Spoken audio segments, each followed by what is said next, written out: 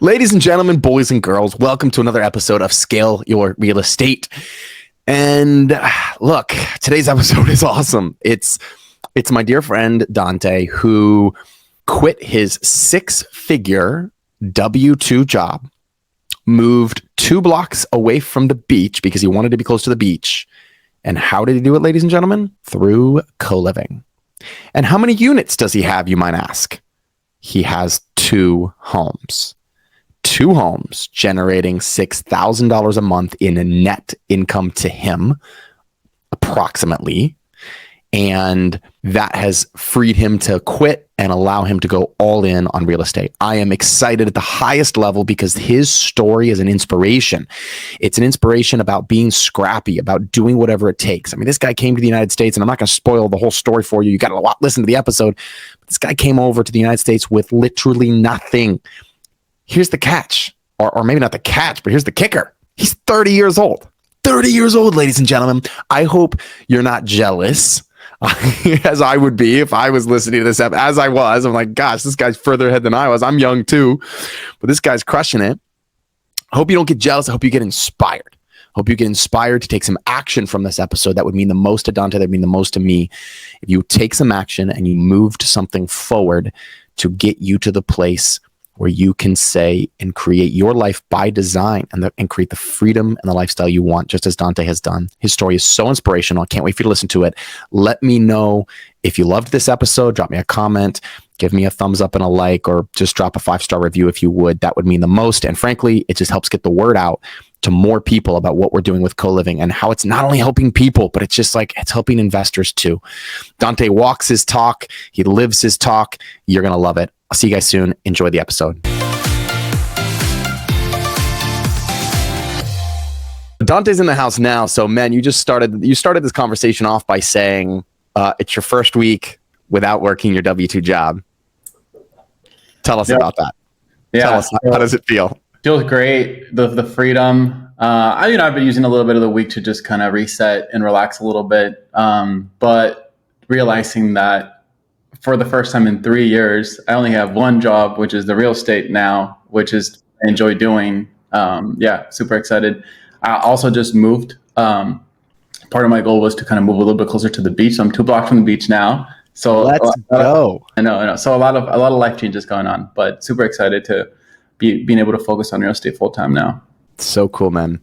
Tell us, tell the audience how old you are. 30. 30.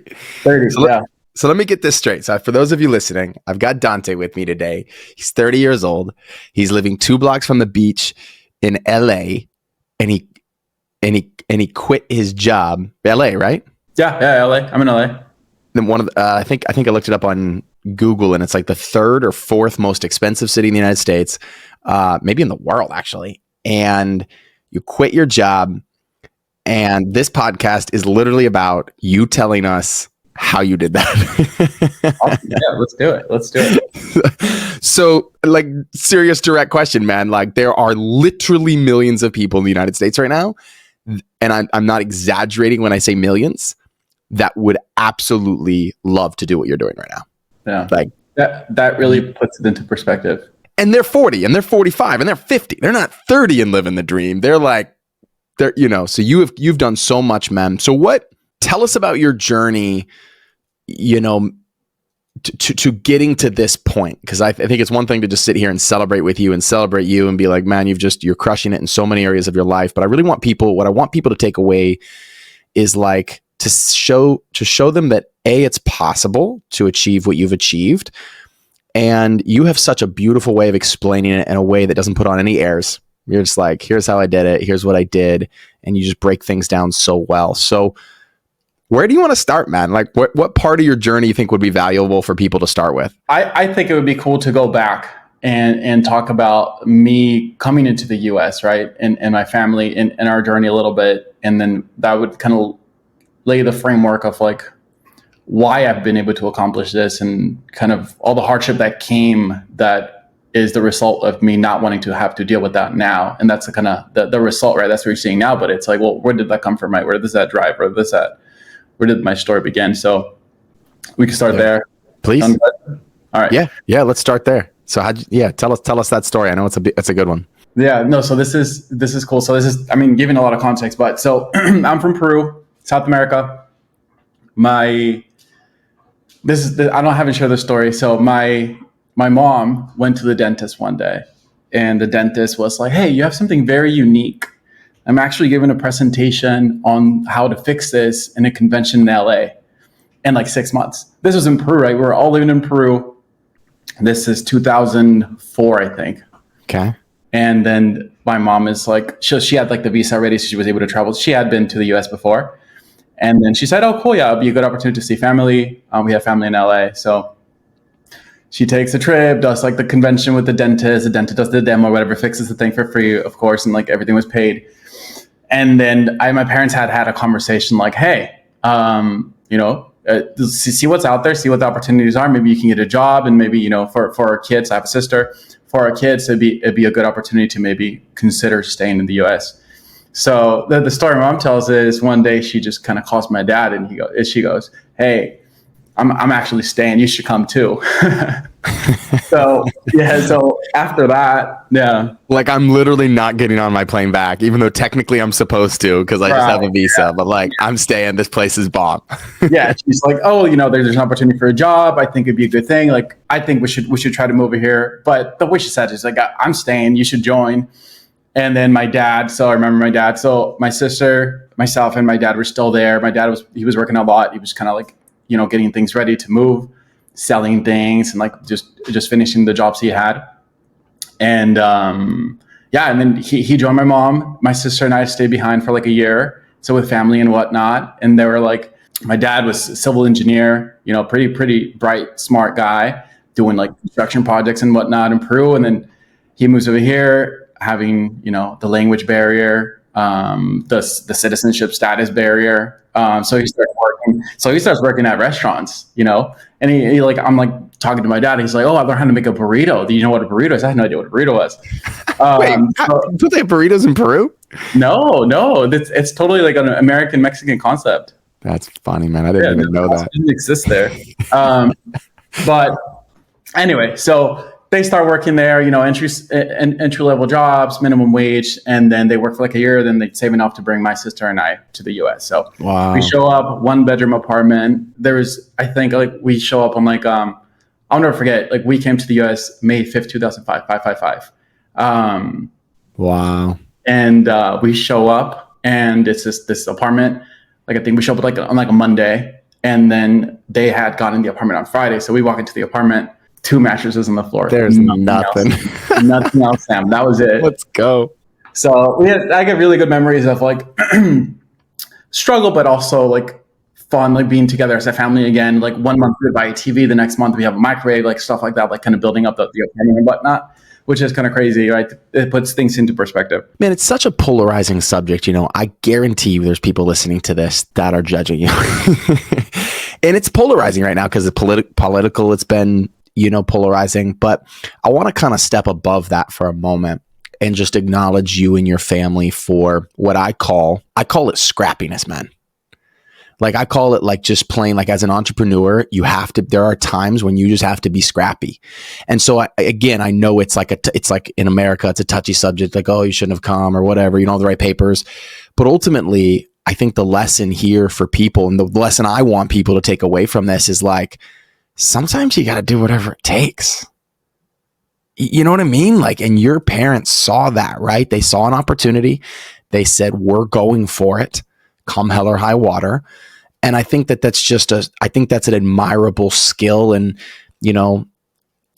sometimes I feel like as people, we always want to paint always inside the lines. And I'm a big fan of painting inside the lines, but I think there's times where you need to be scrappy. And I'm sharing this because I know the second half of your story too. And I feel like what you're doing that has set you free is also a little outside the lines, right? It's a little, there's some scrappiness to how you got even to here. And I think that, what's the cliche saying of just like, "Hey man, I'm an ask for forgiveness person, not ask for permission." Like, that's the best way. Yeah. Yeah. Do you ever get judged, like when you tell that? This is a pure, like, curious personal question. Like, do people ever say anything to you about that? Like, No. And I thought I would, right? Because of everything we just talked about. It's like very political. It's like, hey, no, like, why do you just kind of stay here? You're not supposed to stay here.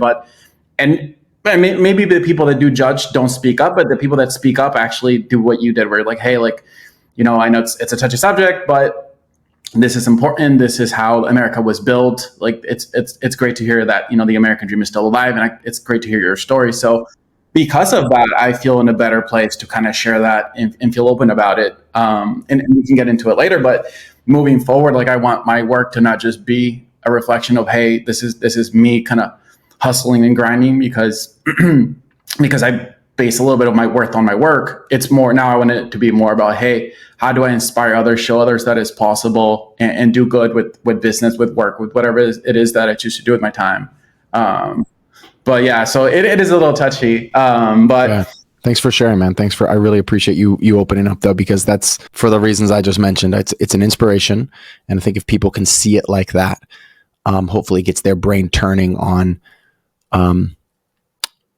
if nothing less, just turning on alternative ways to do life, alternative investments, like what we're about to talk about, but like alternative ways to hit your goals, to reach your dreams.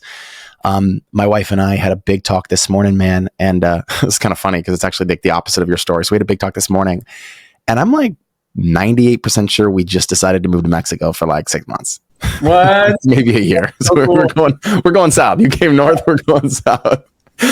But like, it's our alternative way, right, of like hitting our dreams. And I don't think that part's not important. What's important is that people are inspired by your story to think differently.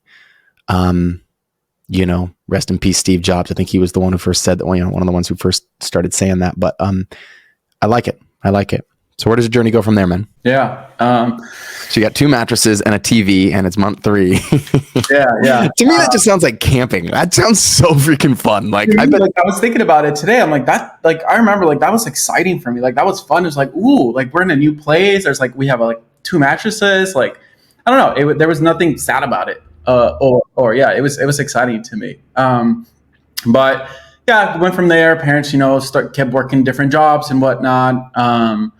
And then obviously that's when we kind of faced a lot of like financial struggles, just growing up and whatnot, just with the reality of them not, having the lack of like being able to work, and have kind of like a former career or a proper career. And then also, as I started aging, my friends in high school, they were starting to get jobs, they were starting to drive, and I didn't have any of that, right? Like, I didn't have a way of getting a way to drive or work and whatnot. So until 2012 with President Obama, he passed this thing, DACA, which basically means he kind of acknowledged the issue. He said, hey, parents made the conscious decision to, move from another country to here. They know that they're doing it, illegally and whatnot, but their children, they don't get to have that say, right? So they grew up here. All they know is here. Their English, their language is English and whatnot. So it's like, he gave us a way to have a renewable. It's not a direct path to citizenship or anything. I still can't travel outside of the country, but you actually are allowed to work here, and it renews every 2 years. So that opened so many doors for me, right? So that's at the time I was going to community college. That's when I was continuing to community college. I got a couple jobs. My first job was like a dishwasher, and then I moved my way up to like taking the plates out to like a server, and it was fun. Like, working, it teaches you a lot about customer service and people. So save money. Then I was able to transfer to a 4-year school. I got into the best school that I could get into. I studied business because I knew I wanted to do some sort of business. So I started business. While I was in there, I was having kind of student loans, because we couldn't afford to pay for it. So I had to get student loans. And then kind of realized, hey, if I switch my major from entrepreneurship to information systems, IT stuff, I'll probably get a really high paying job out of college. So I ended up doing that, sold out a little bit. But I ended up graduating and working and getting a job at a SaaS tech company in the Bay Area. So I moved there for a couple of years, and I kind of realized that it didn't feel like a good fit. Like 3-4 months in, I was like, this is not for me. But at the time I was That reading corporate grind hustle just wasn't your thing. And I mean, I was ready to work. I showed up like somewhat competitive, ready to work. And I looked around and like, that was not the environment for it. It was frowned upon, right? Because other people, it was a little soft. Like other people, there would be like, oh, like other people feel bad because you're working too much and they think like you have to work a little bit more. And then I'm like, oh, well, that's work, right? That's my mentality around work, or I guess what it used to be. So I didn't think it was a good fit. I didn't enjoy the work. So then that's at the time in college, I was already reading some of like Bigger Pockets. Like I was listening to the podcast. I was reading some of the books, Rich Dad Poor Dad. How did you make that switch, man? Like coming from where you came from, like who introduced you or how did you start listening to stuff like that? Does someone tell you about it or? I think it came from, having dealt with the difficulties of money and not having money, and me kind of having this thing like obsessing over it, like, hey, this was a big pain. How do I not have to deal with this? So how do I learn about it, right? So I think Google, like I just started like looking at, I think my dad actually mentioned, he hadn't read the book at the time, but he mentioned Rich Dad Poor Dad. So and then he got me the book. I listened to the book. And then I kind of went down a rabbit hole of The Millionaire Next Door, like all those kind of books. Right. And then you kind of, as a younger guy, I kind of started associating like, hey, money is not really like what you're showing and what you're wearing and whatnot. It's actually like the freedom and the safety that comes from like having money. So that's kind of, I started making the transition. Yeah, it's so beautiful, man. Thanks for sharing this part of your story. I want to pull out kind of what I'm hearing from your story, and I hope the listeners are kind of hearing this too. I want to rewind a little bit to the 2 mattresses story. So you show up, you 2 mattresses and a TV, and you're grinding, and your family's learning this new way of life. And what I heard when you said all that, because you said like it didn't feel bad, like it felt good. It felt like there was no sad part of that. That was cool. And I just hope investors do take that away. Like less is sometimes more. That's just the lesson I'm hearing in that. I think as investors, we think, oh, I have to have 1,000 doors. I have to have 2,000 doors. I've got to create $1 billion company or whatever. And sometimes it's like, and again, I'm kind of like saying some of these things because I'm pre-framing like the second half of your story of like, no, sometimes you just need enough to create the freedom you're talking about. Sometimes you just need enough, and knowing what that number is for you is so key and so vital. And so I wanted to kind of pull that lesson, like less can actually be more. Happiness is the goal, right? And I get stuck in this of like, I got to create this much money. I got to have $500,000 a month in passive coming in. It's like, God damn, like not really. The other lesson I wanted people to take away is I heard this quote the other day and it reminds me of what you're sharing. It said, never curse the past or the path because you never know what you're being qualified for. You never know where that will lead. And so you just said like the reason you started listening to Bigger Pockets and things was because of your difficult past. And I hope if anybody's listening to this and they're in that difficult period, like, great, that's going to be the fuel. That could be the fuel that you launch from. It was for you. And so I just wanted people to hear that. Yeah, no, I totally agree. There has to be a little bit of rain for the rainbow to come out, Yeah, that's a good way to put it too, man. I love that. That's what comes out. But at this point, making good money in tech, I actually use like credit cards to pay like some of the housing and stuff, because just couldn't afford it. So I'm working in tech, making good money, starting to pay off. This is my period of like earning it, right? Like I'm like budgeting religiously, like putting money to the side, charging my friends for a $2 Cliff Bar. Like there's a story where like, they still bring it up with me, but I'm like, I was budgeting for my first property. Like that's what I had to do.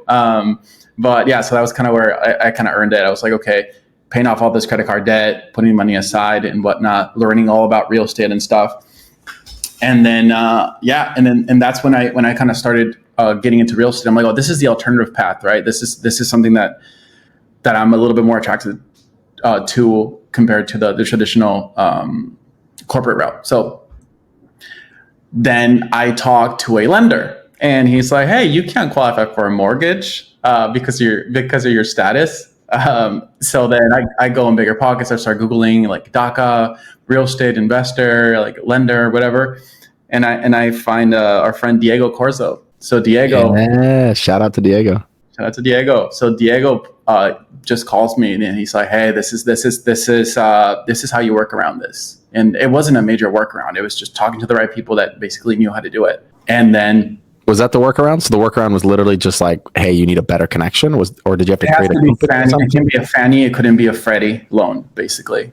And Gotcha. it couldn't be FHA. It had to be traditional, which can still be 5% down. Right. So you had to go with like a local or a more local bank that would still give you the lower percentage, but wasn't going to sell that mortgage to Fannie and Freddie once they closed it, right? No, they could actually sell it to only Fannie would buy them. That's the thing. So so these brokers were shopping around, they would say no because they didn't want to have to be shut down by Freddie. I think it's how it was. Got So it. that was working out, and not shopping, because my idea was kind of the traditional, like bigger pockets, buy a duplex, triplex, fourplex. Right. And we could talk about my mentor and how he drove me to CoLiving. Please. But yeah, so that's kind of what we had to work on for the lender. There's a lesson there for all investors as they're listening to your story, though, man. And I preach this because it's literally not something I realized until probably like year 10 or 12 of my investing career. It was like, I just thought if you had a good lender, like never get a quote from another lender. And you learned this early on because your path led you down this, but you're like, no, lenders are actually different. Some will say no, and that doesn't mean the next guy will say no. And you have to shop around, and you have to have good lenders, and you have to have multiple connections in that space. Oh yeah, that's still to this day, right? Even with contractors and everything, it's like just always network, and there's always a person that can help you in a unique way versus the other. But yeah, so let's see, where are we at now? Should we get into the I heard you mention this word co-living. I've heard of that before. Tell me. So you're here, you're looking for alternative. You finally get a guy that's going to approve you. How did you decide to make that first house a co-living house? Yes. So, and this is in the career where I was already kind of checked out. So I even negotiated. I was like, you know what? I'm moving to LA. Family's in LA. If you want to keep me, you can. And they let me they go full-time remote. This is before COVID and everything. And they let me go full-time remote. So I moved to LA, and I'm like, okay, LA compared to the Bay Area, a little bit more affordable, right? So it's like, okay, this is probably, regardless, of a better place to start real estate in. And if I want to be in LA long term, probably be a good place to start doing real estate here. So there's not many people in the United States that would call LA a real estate affordable, but I love that you had such high standards being in the Bay Area that you're like, this is actually like, I can buy this stuff. compared to the Bay Area, yeah. Got it. No, it helps starting from like shopping at places in the Bay Area, because everything else you compare to, it's like, oh, this could work.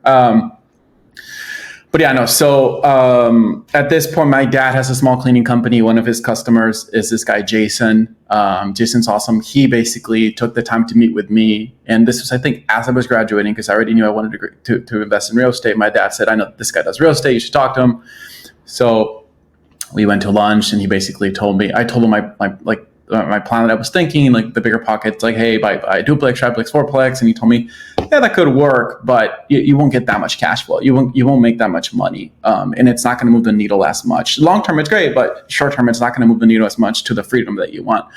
So he basically at the time had like 10 houses in Vegas, where he was doing, this is 2019, I think, he was doing co-living, 7 to 8 bedroom houses, where he kind of started one, kind of slowly scaled up and whatnot. And he told me, hey, he had one in LA, but it was only a 6 bedroom. But he told me, hey, I think you should look for a large single family home so you can do co-living. And we didn't use the term co-living at the time, but he said so you can do co-living and make a little bit more cash flow in LA.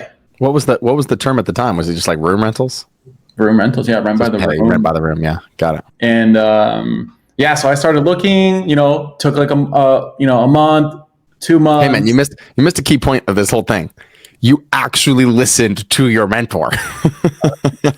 Like, guys, if you get, and it must have resonated with you, but when you get advice and it resonates, like if someone's listening to this podcast and they're like, that's a cool idea, you actually changed your strategy. You actually went out and said, that makes more sense. I'm taking action on this. That is like kudos to you. And it's so simple, but like so few people do it. So it's awesome. Yeah, that's definitely. And key. And I was a little skeptical, right? Because it sounds crazy. It's like, how are 8 people going to live together? But obviously learn the model and whatnot. But I started looking, and I found a couple places. And just for context, right? So this is me after my past, having religiously paid all these credit cards down, saved enough for my down payment. I'm terrified. This is my life savings, right? It's like 60, 70K that I have. And I'm like, oh, I'm going to do this random co-living thing where it's like, is the city going to complain and I'm not going to be able to rent it out? Like it was terrifying for me. And I hadn't gone through escrow before. I had no idea of what was happening. So it was so important to have someone that I could pick up the phone and be like, hey, Jason, like the agent said this, like, is he scamming me? Like I had no idea what was going on. Right. So very valuable for me to actually follow his advice and also have the person to kind of I'll be like, hey, like, look at this. I just got put an offer for this. And what do you think about this house? So he turned a couple down. He told me, hey, these probably not good fits. And then we found one that we got close to and didn't work. And then found the perfect one to where it used to be like a sober home. It was because typical home, you don't really go past 5-6 bedrooms. So this was an as is 8-bedroom, fully legally, like that's how it was done. 8-bedroom, 4-bathroom home. And had 2 living rooms. So when I saw it, I think at the time, this is in February 2020, I think it was 710. It was 710. And 710,000. Yeah, 710,000 for clarity. Yep. Mm-hmm. And it was competitive. For some reason, people wanted that house, and I ended up paying $782 for it. Let's go. Wait, but what year did you buy it in though? What's that? What year did you buy it in? 2020. So 2020. So this is after COVID broke out. Interest rates started dropping. This is February 2020. Oh, right before COVID broke out. Before COVID, yeah, it was a little scary. Okay.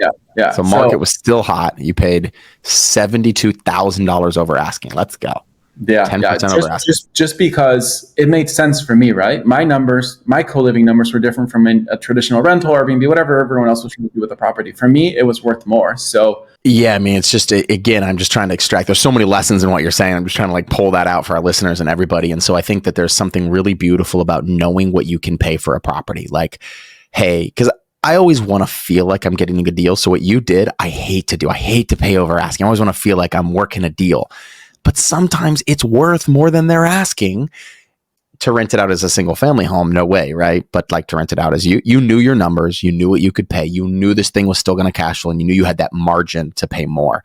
So again, you recognized that as a very intuitive thing that either someone told you that, or you just intuitively knew that, or maybe not even intuitively. That's not the right word, because you knew your numbers. So it wasn't intuitive. It was a logic, fact-based decision. It's beautiful. Yeah. I mean, it came after like analyzing 20 other properties. At that point, you get comfortable with like your spreadsheet and the numbers, and you're like, okay, this seems right. Like, but yeah, was terrifying. I would wake up in the middle of the night wondering, like, is this whole thing like a scheme? Am I going to lose my money somehow? What's going to happen? Well, it's terrifying, right? But ended up closing, went well, and then we closed, and then COVID hits.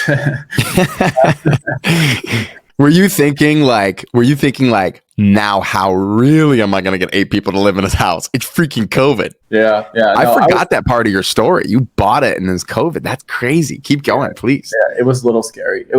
But in my head, I ran the numbers. I'm like, for me to break even, not make any money, but not have to feel like I'm putting all my money into this house, just to pay the mortgage, I would have to rent each room for $500. Wow. So I'm like, oh, that's very doable. That's like nothing in LA, right? Yeah. Worst scenario, if I have to fill them for 500, I break even. So that gave me a little bit of peace of mind. But yeah, it was scary. It was scary through COVID. I just didn't know if people were going to be interested in living with other people. But yeah, younger people didn't mind as much. I had this whole thing to where this is me also kind of learning the lessons of real estate. I was being cheap, and I hired some like cheap handyman to come and like run a line to the fridge just for like water, to have filtered water. And he did it wrong. I went like snowboarding over the weekend, and I came back and the whole house was flooded. So I had to deal with all that. Insurance was able to pay for it, but It was a good learning lesson there. Just, hey, like, you get for what you pay for. So you start renting this thing out. So you get it all going. I think you told me you converted one of the living rooms. You said there was 2 living rooms, 2 a bedroom. So you're at 9 bedrooms. Did you add a bath as well? No, this one I kept. Yeah, it had 4 bed. I kept the 4 baths. 4 baths. So it has 9 bedrooms, 4 baths. You're living in one, and you start renting this out. When did you get your first tenant? How far after COVID broke out? Just out of curiosity. Well, that's COVID broke out March 2020. I had the water issue, so it was literally a week out before I was starting to rent it, and then I had this whole house flood. So then I dealt with the whole insurance process. So that actually was good because it pushed the COVID thing out to where like the house wasn't ready until I think it was like August, September of 2020, which it was still like COVID, but it wasn't peak like when everyone was terrified. So that's when I started renting it. How fast? What did you charge for the rooms? Because I would like to dive into kind of some of the numbers for people on this first house. So we know you bought it for $782. You had this insurance thing. You put 3% down on this deal. 5% down. You put 5% down on this deal. Okay, because you couldn't get FHA. So FHA could have been 3%. So you had to put 5% down. You saved up your money, your life savings. How long did it take you to fill this? And what did you rent the rooms for? With utilities, at the time, I think it was around $1,000 per room is what I was charging. Yeah. Utilities included. Yeah, utilities included. Yeah. And it took me around 6 months to fill it up. It would be one to 2 people a month. So what did the numbers look like when it was full? Yeah, it was good when it was full. It was fully occupied. It would cash flow. And this is with keeping money on the side and whatnot. So cash flow that I can actually pull out 2.5 to 3.5. So let's say 3,000 a month net. With the fluctuations just based on what utilities would be that month or something like that. Yeah, and then occupancy, someone moves out, it takes 2-3 weeks to fill it, to fill up the room and whatnot. Wow. So you're averaging, so if you're pulling out $3,000 a month, that's $36,000 a year. And there's a lot of people on the East Coast that make $36,000 a year. Just so you know, I know that's not common on the West Coast, but on the East Coast, that's a job for some people. And so you're making $3,000 a month. Are you living for free as well? Or are you counting yourself as a renter in that? Counting myself as a renter in that. Counting yourself as a renter in that, but you're still pulling out $3,000 a month. And you had you probably had $70,000 in the house, $70,000, $80,000 or even that. Top $70,000. Yeah. So $70,000, so 36. So you're making 55 to 65%. I don't have my calculator in front of me, but you're making more than half your investment back. Well, if it's $70,000, almost exactly half your investment back. So you're making 50% return on investment, cash on cash return on that first deal. Yeah. I'd say it's a solid. I'd say it's a home run, bro. Yeah. And that house has appreciated $400,000 since then, which is nice. Wow. Since 2020.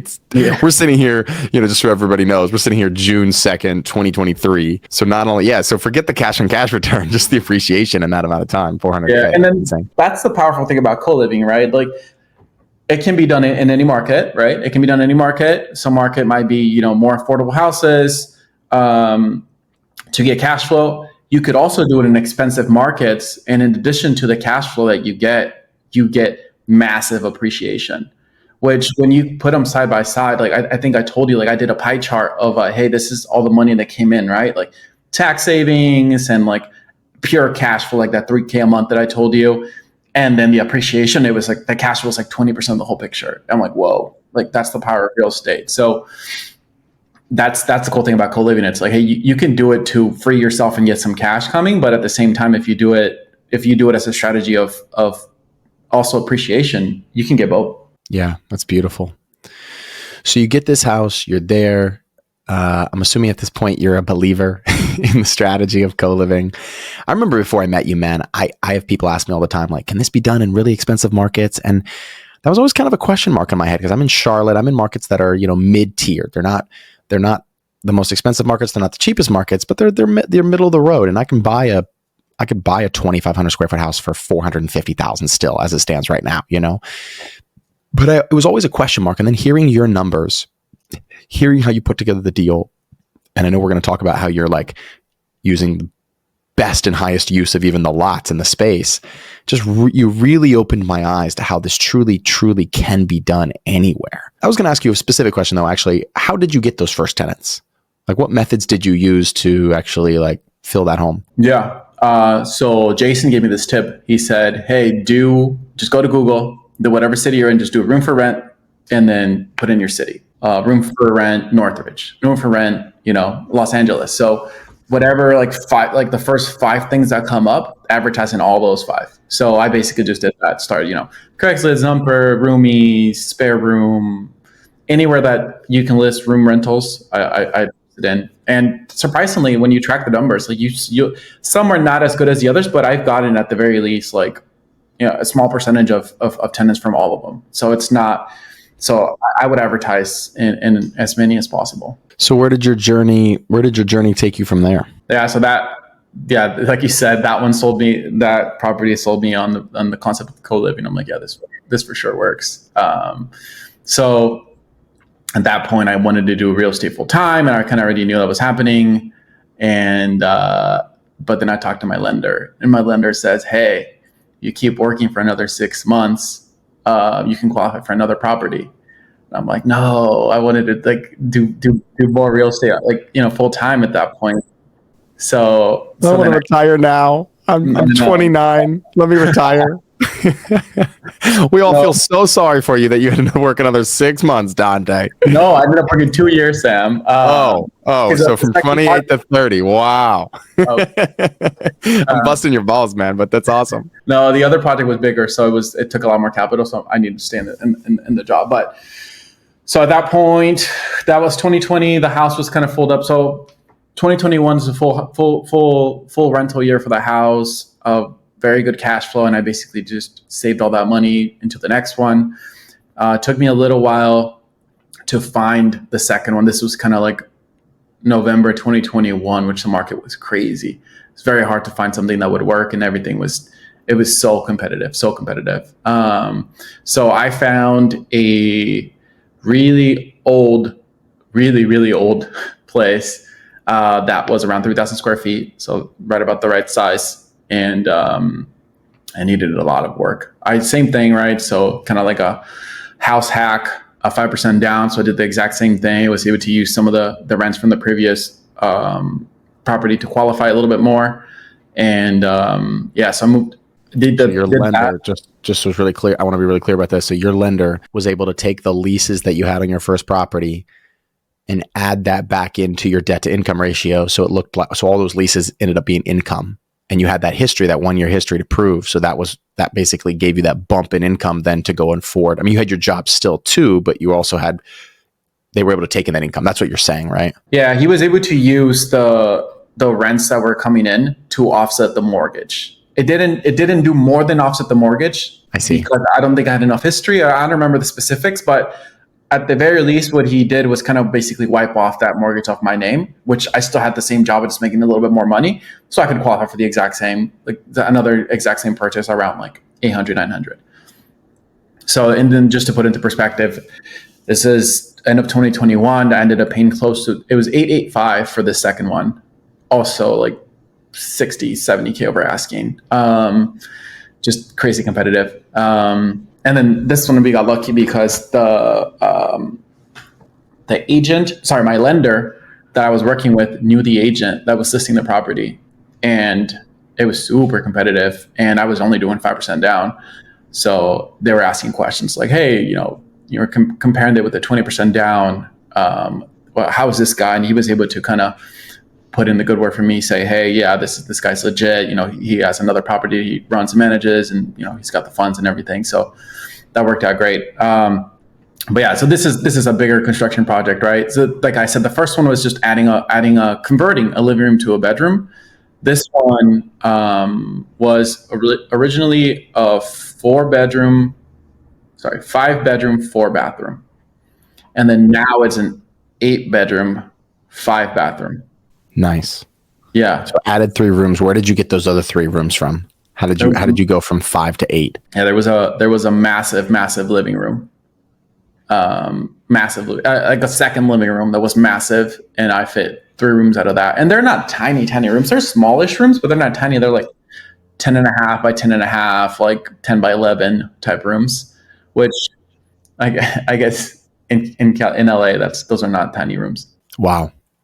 So you buy this house, you do this rehab, and I think there's a huge lesson here. Again, it's not sexy to say, but it's what you did, and you lived below your means. You lived on less than you earned to be able to save for that second property. So you kind of had your little cash cow going. I think that's so incredibly important for people to be budgeting and, charging their friends $2 for a Cliff Bar. Like sometimes there's what's the saying, right? It's like, do today what others won't, like charge your friend $2 for a Cliff Bar that you bought them, so that you can do tomorrow or later what others can't. And so you're right now living proof of that. You're living 2 blocks from the beach. You've quit your W-2, and I want to talk through the numbers on that second house next, but you have effectively retired from your W-2 with 2 properties, man. Like, because you did that. And so I hope people can wrap their head around a little sacrifice now can mean a lot for your future. So tell us about the numbers for that second property when it was all said and done. I know, you've got tenants in there now. Tell us, and when did you buy that property? I mean, fairly recently, right? Yeah, end of 2021. So yeah. Last like 2 weeks ago, I actually got it full occupancy. So just finished it basically. Yeah. Let's go. So what does it look like? Full occupancy? How much do you have in? What are you able to pull away from that every month? Yeah. So this was heavy renovation. I think I spent, so 2-phase renovation, because I wanted to get permits for the second part, because it was in an area where it's a little bit, the other ones had like a main street in the front. Neighbors were very chill. This is kind of a little bit more suburban, to where the neighbors probably would have cared a little bit more. So I did everything by the book. I got permits for the rooms and the bathrooms and everything. I just didn't want to have any issues, and I'm going to keep that property forever. So might as well just get it done, get it out of the way and do it right up front. But, what I was saying that, just the numbers, heavy renovation. Yeah, heavy renovation. So I was like 140 to 150 for the first part without adding the 3 rooms. This is just for everything else because it was so outdated. And then once we got to that point, I was living in one of the rooms, and I had the 3 of the rooms that were available rented in the front. And then I did that for like 6 months, saved enough money. I ran out of money at that point, so I saved enough money. I did a HELOC on the first property, pulled some money out too. And then I was able to kind of afford to do the second renovation, which was close to 100 too. So yeah, that one was expensive. But now at the end of it, we have 8 bedrooms, 5 bathrooms. I thought my net cash flow would be around 2,500, but it's closer to 3K because the rents actually in that area are going for a little bit higher. And it's renting so quick. I had someone move out last week, and the next day, like some other guy was moving in. So running it very efficiently too. But that one I wanted to make, and this is why it was expensive. It was because I wanted to make it kind of part of my portfolio and kind of show investors and like people that I work with in the future, like, hey, this is kind of the product. So it's like a modern, like, think of like a modern Airbnb, brand new place that you would walk into. That's what it is, but for co-living. So it's like super nice, very well done and whatnot. So I'm getting like top brands, top tenants. So it's really. I've seen the photos. It's granite countertops, nice hardwood looking laminate floors. Like this thing looks like it was professionally staged. Like it looked like a nice Airbnb that I would rent. Yeah. So $3,000 a month from this property, $3,000 a month from the previous property. Here we have 2 properties, approximately you're able to pull, we're talking net cash flow after you pay your expenses, $6K a month. And, if you use the Brandon Turner or, the bigger pockets method, I remember Brandon Turner's gone on record many times to say, hey, if you do $100 a month per property, per unit, then you're doing great. $100 a month in net cash flow. And so I'd like to suggest that this is significantly more profitable. And when I say significantly, I mean times 60, times 30, more profitable because you've got one house and you're doing this. So I have a couple questions for you, man. And I just realized what time it was. So I want to rapid fire through some questions to give people some value here, because I could just talk to you for hours. We might have to have you back on, to be honest, to like deep dive into some of the other stuff you're doing. But you mentioned something at the very beginning. You said it was scary because one of your fears was like, how the heck, like before you even did your first one, you said, how the heck are 8 people going to live, or 9 people in your second one going to live together and like it actually work? So my question for you is, how do 8 people live together and they actually work? Tell us about that a little bit, because that is a common fear. I explain it to people all the time, right? Obviously, because I do this too, but I want them to hear from you, your perspective on how and why does this actually work? Because it does seem a little crazy to have that many people living together in a home. Yeah, no, it's a great question. So I came from and one more thing I'll add to that before you launch into your answer. Like, and do you get calls every day of like, Johnny ate my peanut butter and this guy, I want to punch him in the face? I mean, tell us realistically, like, how common that type of stuff do you have to deal with, so people can kind of get a real feel for what this is like? The problems, I'll get to the problems after, but so this is how I approach the problem as as a professional. Like my job was to implement software and kind of understand the process, the current process, future process, the things that could go wrong and mitigate those, right? So it's the exact same thing that I did for the co-living houses. It was like, all right, what could go wrong? Having roommates in college too, right? And whatnot, just the things that are normal, people taking out the trash, coordinating who buys paper towels, toilet paper, really small things, right? Use of space, like how do I share this cabinet, this fridge? So it's like listing the whole list of problems and difficulties that could arise from having to share your space with 7 other people.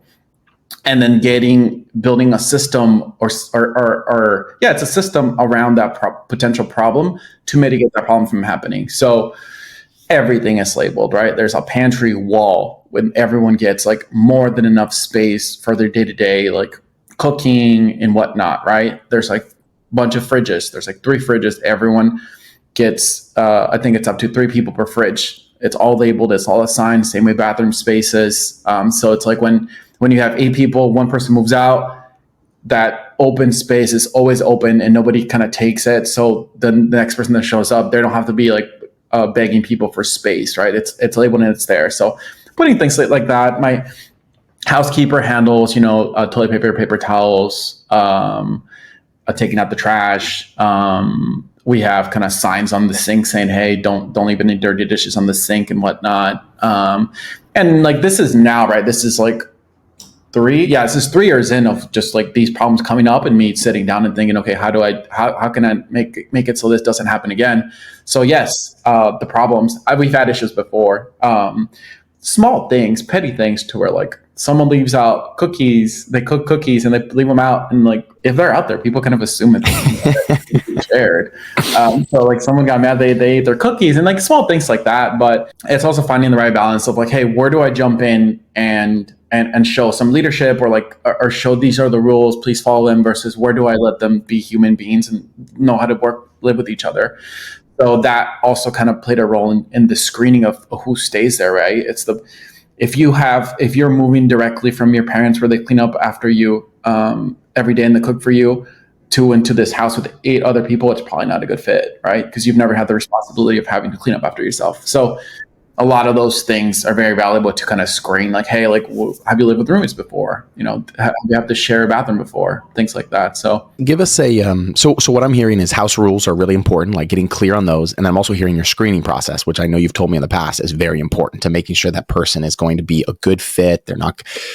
They are a responsible person in life. I think you told me in the past is like one of your biggest things you're trying to identify, which, I mean, that's honestly the case with anything you rent, right? Like, trying to identify if they're going to pay their rent and take care of the property really well. And in this case, in co-living, you got to add on, pay their rent, take care of the property, and do well with the other tenants. Like, that's the one piece you've got to at least think about as well.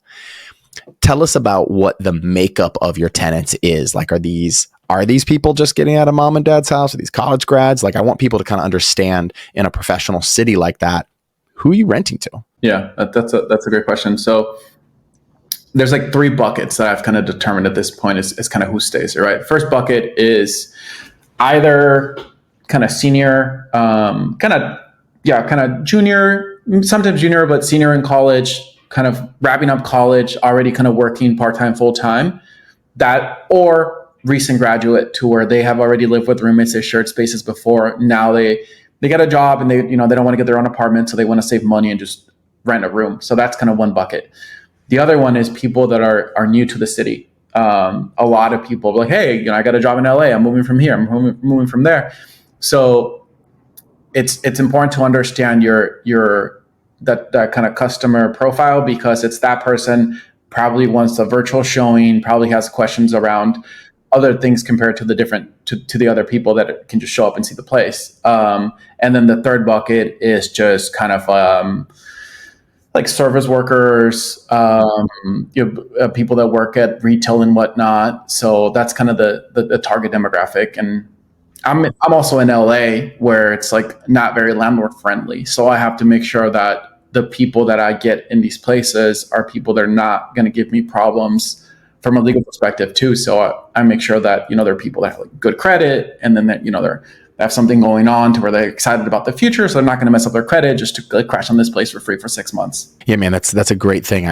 Someone was asking me this the other day, and it came up of like, hey, just, someone was asking like, well, who are you actually renting to? Like, who's actually renting this with this many people? And I said, walk into the gas station nearby you, walk into the mall nearby you, walk into the Walmart or the Target nearby you.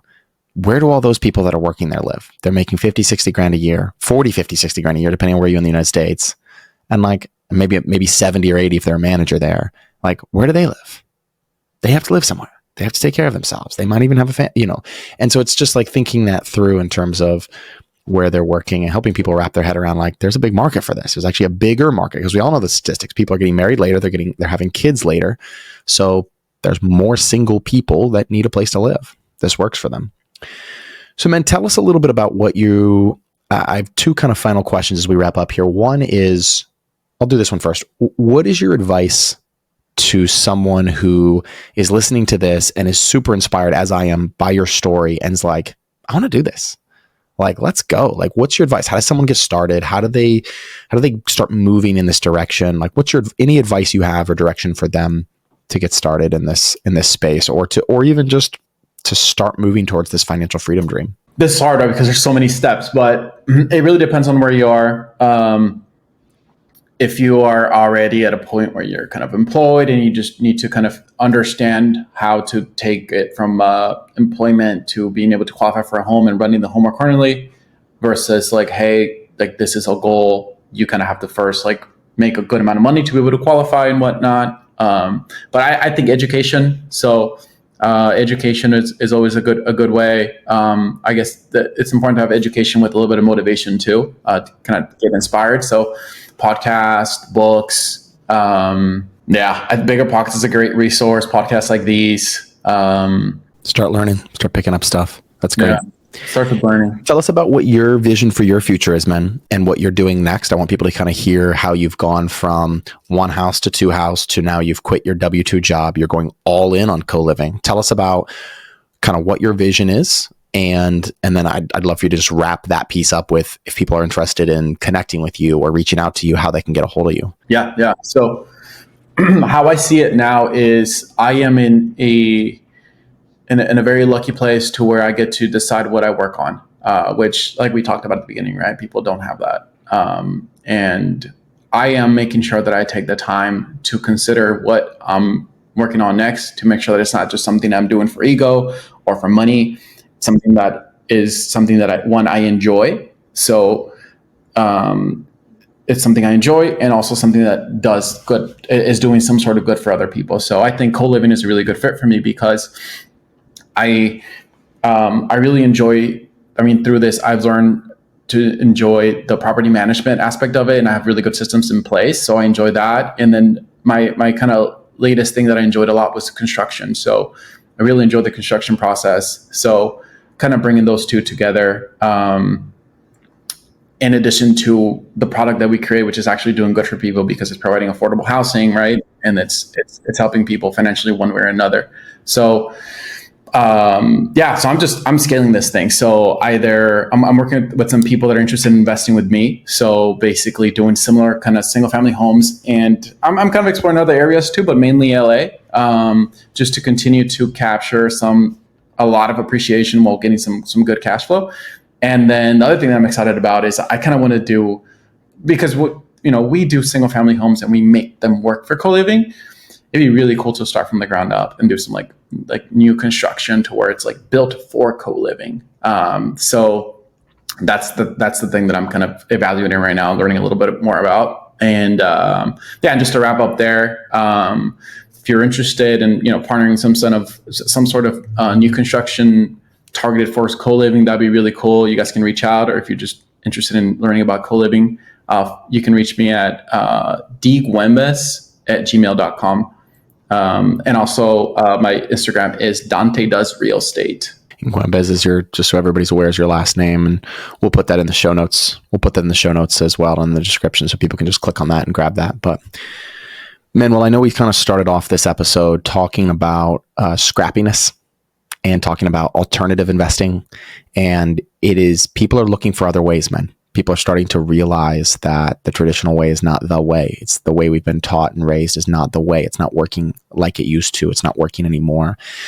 And so you're a leader. I knew this when I first met you, man. I was like, you're a leader. You're soft spoken, but you are freaking an action taker, bro. So I'm just so glad to kind of use this podcast to broadcast your message on what you're doing and what you're sharing with the world. So thank you. Thank you for being scrappy. Thank you for being an inspiration to us. Thank you for being an inspiration to me and so many. And I just appreciate you, man. I just want to see you freaking succeed at the highest level. And I know you will. So keep up the good work, and really, really appreciate you being on the show. Thank you, Sam. I appreciate it. Thank you for giving me the space to share my story.